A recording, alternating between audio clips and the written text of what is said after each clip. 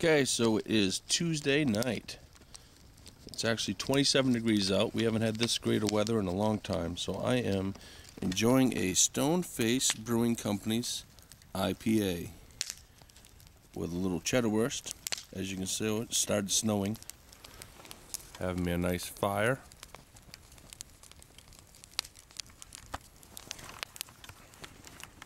So, here it is, Tuesday night. Happy Homebrew Wednesday. I don't know what number one this one's going to be, but so I got some footage of stout tasting we went and did this past Saturday with some friends. The Tap Handle Show put it on. Oh, dogs are enjoying the snow. Chilling. Getting rid of that dry skin.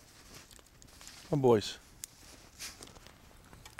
Alright, so stout tasting competition, not competition, learn how to taste stouts was on Saturday. Great time. Mark and Heather, Lori and I went down.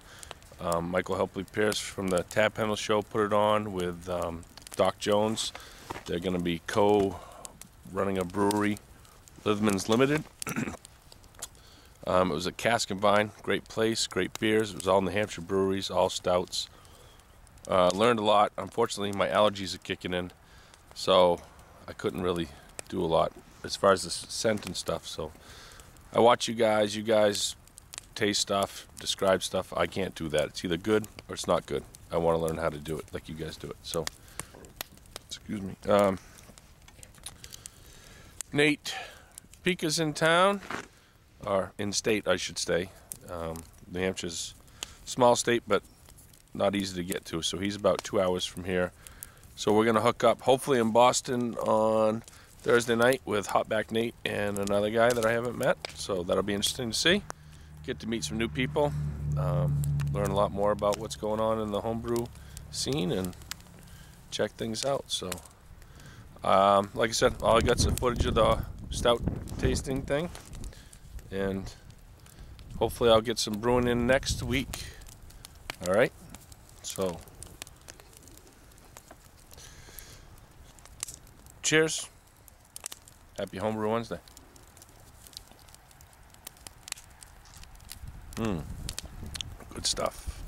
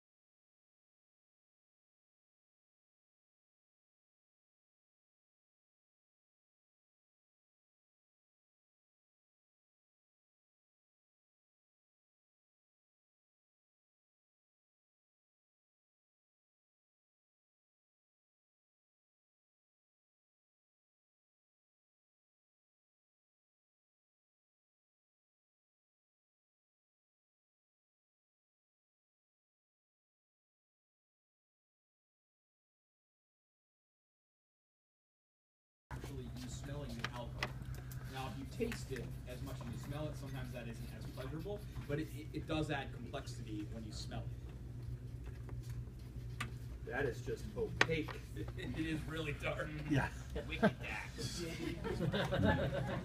Luke, I am your father. So not a lot of head retention on this beer.